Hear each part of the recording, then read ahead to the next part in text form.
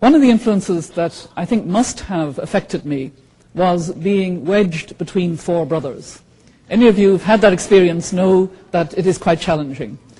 Another influence was a grandfather who was a lawyer who didn't know how to speak to children, but he knew how to treat children as adults. And I had the most wonderful discussions with him about law when I was aged about 10, 11 and 12.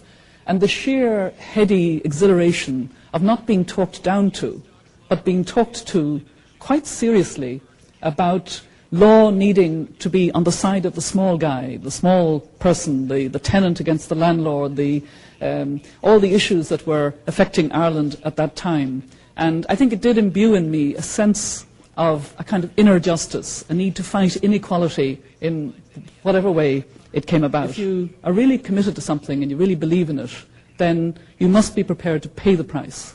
And I learned at that early stage, do what you need to do, have a confidence in doing it, be principled about doing it, listen to others, you may be wrong, but if you really believe in what you're doing, then be prepared to pay the price. And I can really say that since then, nothing else later in my life hurt me so deeply or was such a personal price.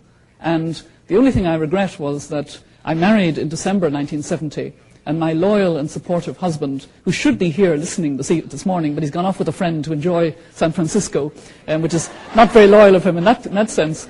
But he was quite protective, and he realized that these letters and messages were kind of eating into me. And unfortunately, we destroyed them, which I really regret now, because they are a kind of archival evidence. But at the time, it was just a reflection of how deeply it mattered. I have a sense that just as we have recognized the interconnectedness of our world in contexts of attacks, of problems, so we have to have an interconnectedness in resolving them. We need multi-stakeholder approaches. Governments can't do it alone. International organizations like the UN or the World Bank can't do it alone. The business sector is vital to being able to move forward, as is a wider civil society, feeling less powerless, less helpless, being more involved in the kind of decision-making by having more accountability